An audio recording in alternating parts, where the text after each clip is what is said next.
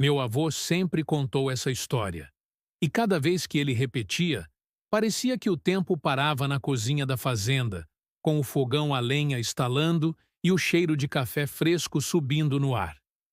Ele ajeitava o chapéu, limpava a garganta e dizia: Nunca ria das lendas, menino, porque às vezes o que parece invenção tem raiz na verdade. Foi no interior da Bahia, em 1958, no pequeno município de Ipauate. Um tempo em que a vida era dura, mas simples.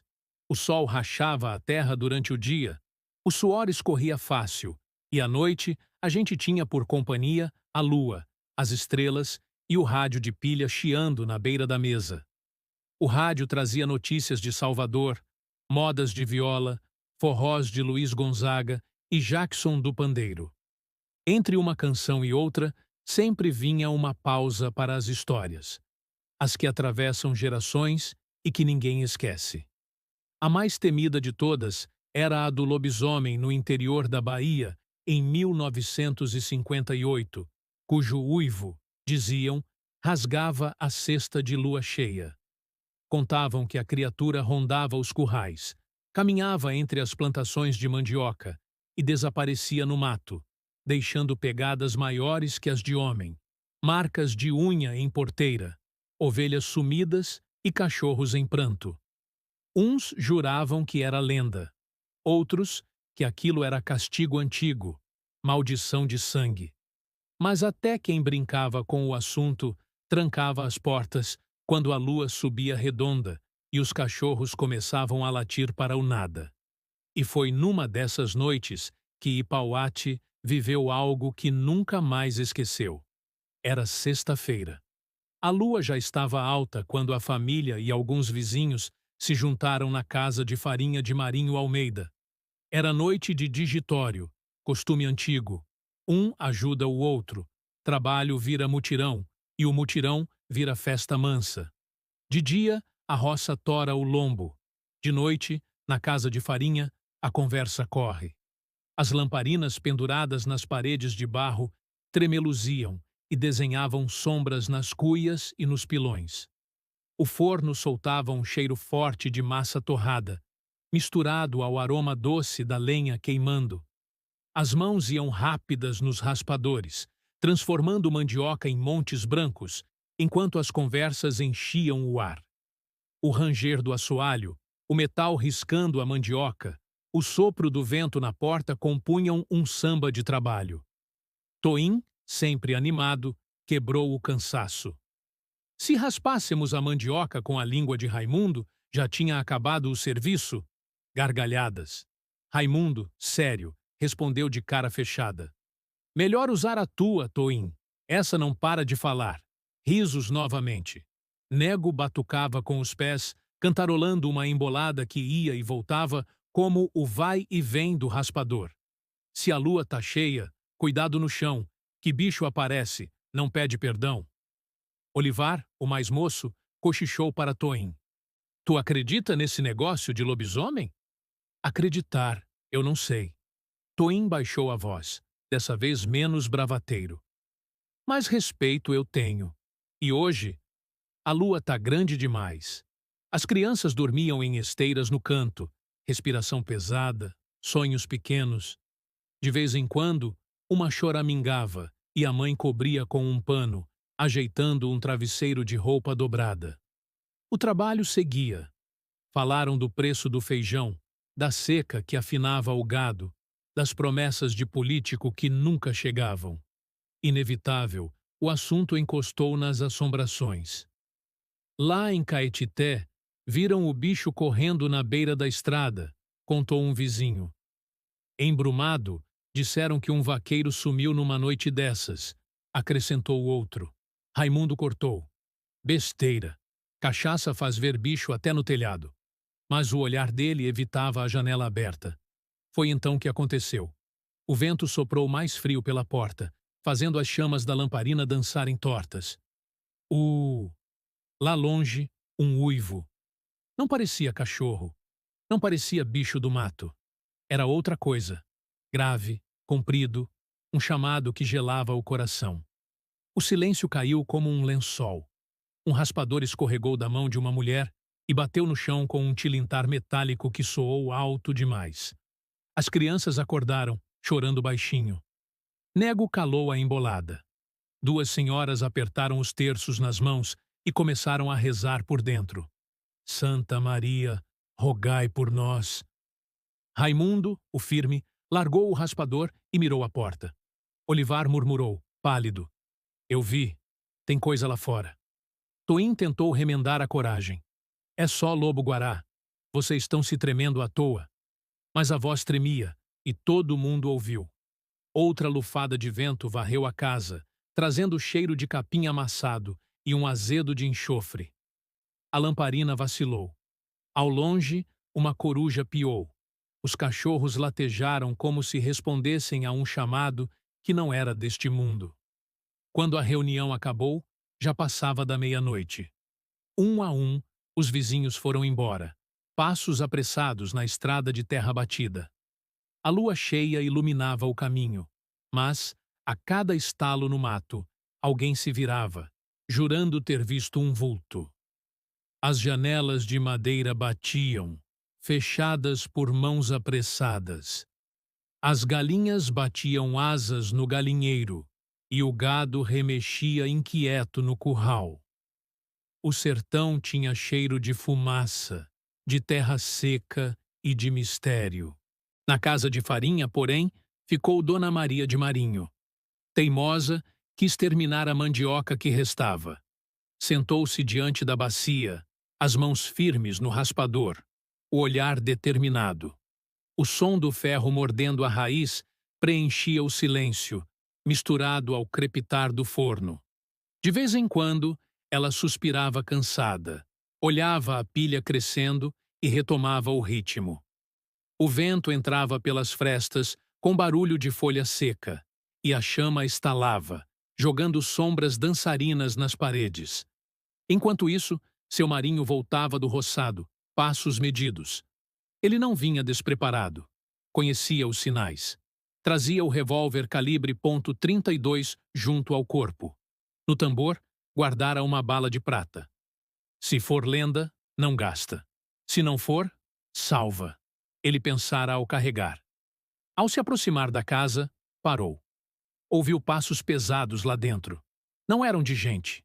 Havia um arranhar de madeira, como garras sondando, e uma respiração grossa, funda, animal. O coração dele pegou carreira dentro do peito. O ar tinha um cheiro estranho. Terra molhada, bicho e algo ácido, quase metálico. A cada passo que dava, o silêncio parecia mais denso, como se a noite inteira aguardasse o que estava para acontecer. A mão de seu marinho subiu sozinha, treinada de tantas vigílias no campo. O dedo tocou o cão do revólver. Ele empurrou devagar a porta de madeira, nheque, e viu a cena que jamais esqueceria. Em cima do fogão a lenha, iluminado pela lamparina e pelo braseiro, estava a figura do lobisomem. Gigante, coberto de pelos negros eriçados. Os olhos, amarelos como lamparina velha, brilhavam com fome. A boca pingava saliva grossa. As garras se estendiam, finas como lâminas. O peito subia e descia, ofegante, farejando o ar. O fogão rangeu sob o peso da criatura. Dentro Maria, de costas, seguia no raspa e puxa, sem perceber a sombra que se aproximava por trás. Um fio da lamparina tremulou, e por um segundo, o rosto da fera apareceu inteiro. Focinho alongado, presas úmidas, uma cicatriz velha na têmpora direita, talvez de armadilha ou briga antiga. O bicho levantou a cabeça e fungou, sentindo o cheiro da mulher, do suor, da farinha, da vida. Seu marinho mirou. Por um instante, o tempo congelou. Ele ouviu o próprio coração batendo alto, o estalo do fogo, o respirar da besta. Um pensamento cortou-lhe a mente como faca. É agora. Ou perco a minha. O lobisomem moveu-se devagar, apoiando as garras no fogão, fazendo a madeira ranger. A saliva escorreu pelos dentes. O ar ficou pesado, como se o sertão prendesse a respiração. Seu marinho apertou o gatilho. O disparo explodiu pela noite. O clarão iluminou o focinho do monstro. A bala de prata pegou de raspão no ombro da besta.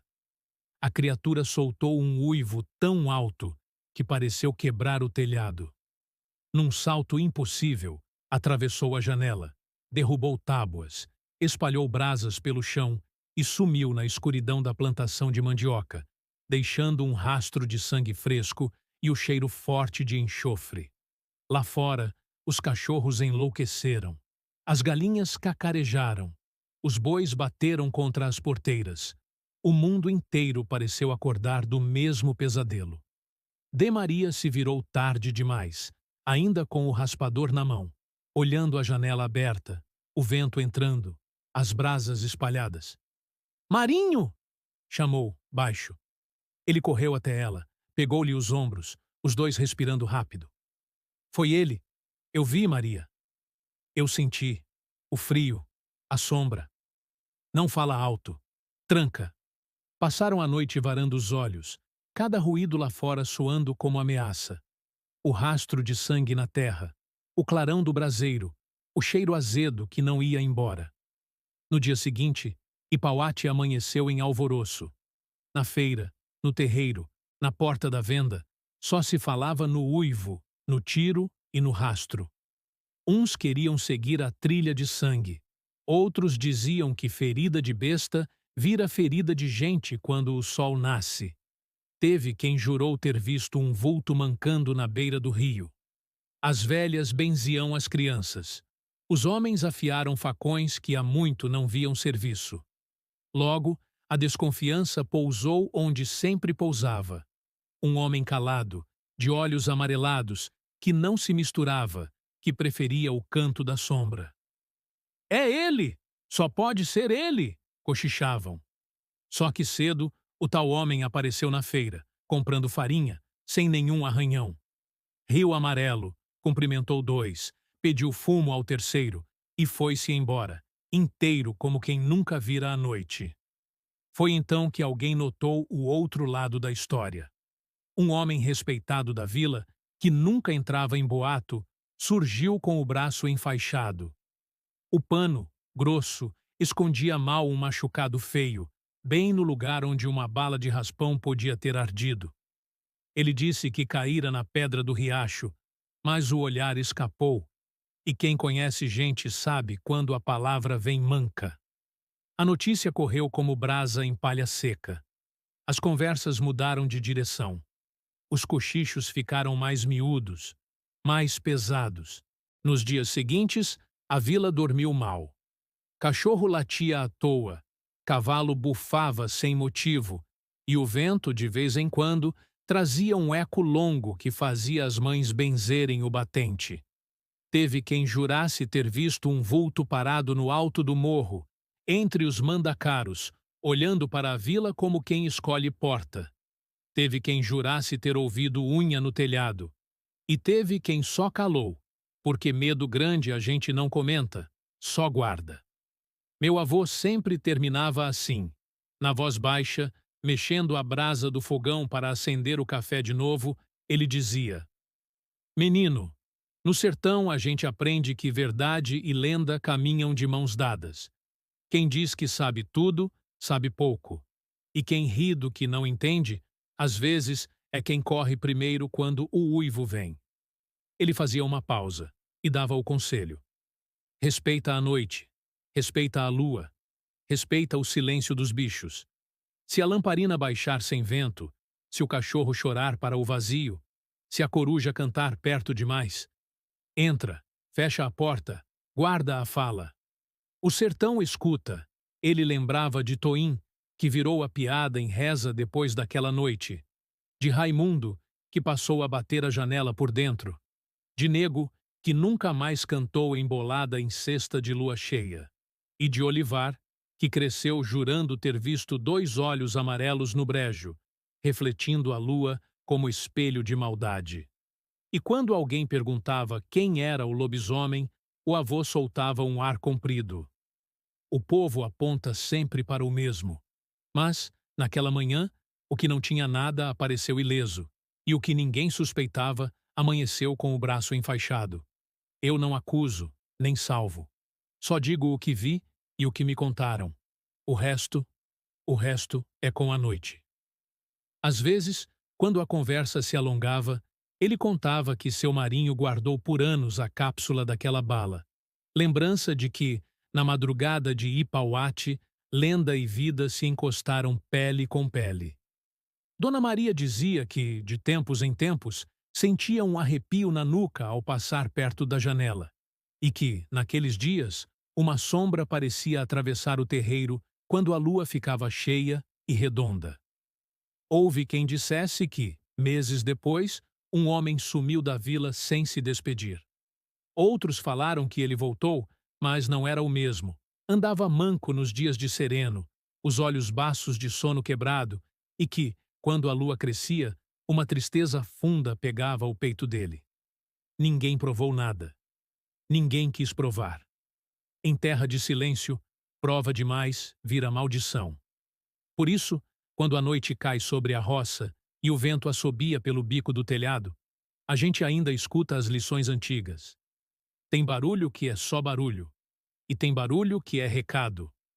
O cheiro de mandioca torrando pode ser só trabalho, ou pode ser lembrança puxando a gente para outra noite parecida, em 1958, quando uma bala de prata pegou de raspão e o bicho fugiu, vivo, com a promessa de voltar. É assim que meu avô sempre contava. E repetia: menino, nunca ria das histórias, porque no sertão, lenda e verdade andam juntas, como sombra e luz da lua. Essa foi apenas uma das memórias que nossa família guarda. Mas existem outras. Outras noites de medo, de coragem e de mistério. Histórias antigas que merecem ser lembradas. E foi assim que ficou marcado. O lobisomem no interior da Bahia em 1958.